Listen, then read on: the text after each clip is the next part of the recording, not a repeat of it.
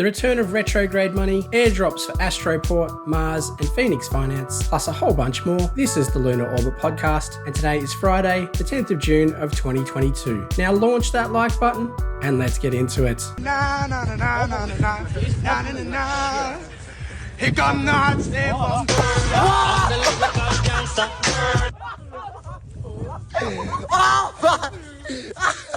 Okay, to get things rolling today, I wanted to start off with this tweet from Speicherx, which is a great graphic on everything that's spinning up on the Terra 2 ecosystem.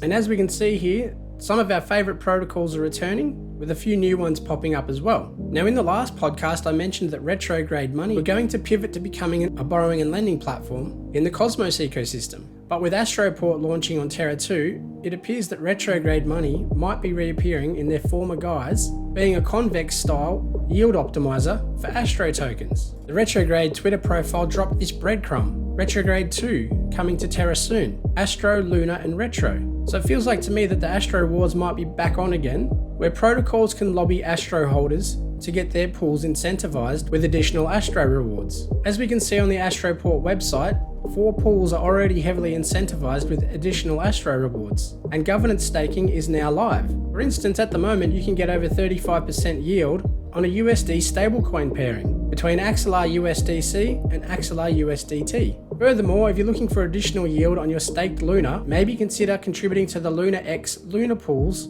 on both Astroport and Phoenix Finance. Now, Phoenix Finance is a new competitor to Astroport and will be issuing its own token in due course. This tweet here mentions there'll be retroactive rewards for early LP stakers, and they currently have 5 pools, including the new Luna X Luna pool from Stata Labs. So if you're looking to farm some tokens, there's already plenty of opportunities in Terra 2. Now while we're on the topic of staking, it's important to understand how the Terra 2 model works. Everyone that was airdrop tokens on Terra 2 had a large percentage of their tokens pre-staked on their behalf. Now these tokens were distributed evenly amongst all of the validators, and some validators are better than others. So it's important to understand who your tokens are staked against, as some stakers are acting in bad faith. This tweet here from the Red Herring Validator team brings this to light, where some new validators have suddenly started charging their stakers a full 20% commission. These 3 in particular, called Luna Whale, Lunatic Validator and Long Live Luna,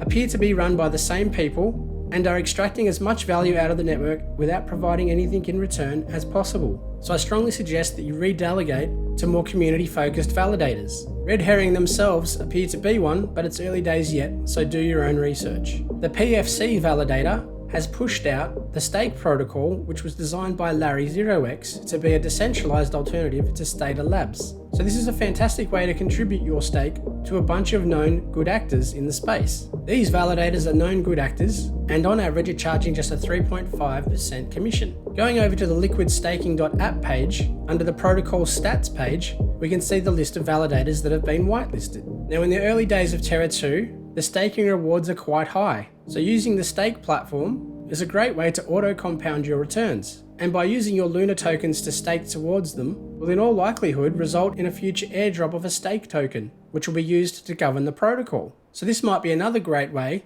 to get some above average returns on your staking. Before I continue, if you're new to the channel, welcome. Hi, I'm Gerry, host of the Lunar Orbit Podcast, where I provide regular alpha and updates on all things Terra Luna. And if you enjoy this content, consider supporting the channel by smashing that like button, hitting subscribe, and hitting the notifications bell so you get all my videos in a timely fashion.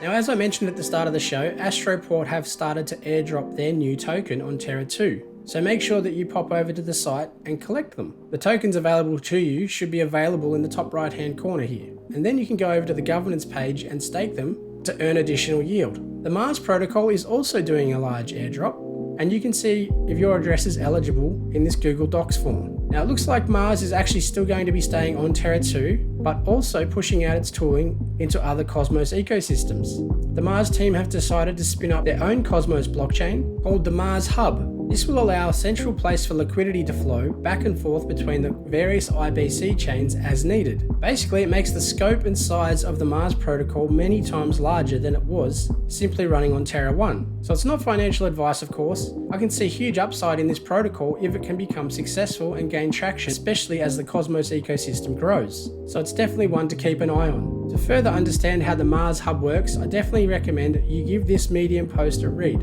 Over the long term, the demise of Terra 1 blockchain could actually be a blessing in disguise for Mars holders. So it's going to be fascinating to see how Mars evolves over time. Thanks very much for watching. If you enjoyed this content, smash that like button, hit subscribe, and maybe consider watching one of my other videos.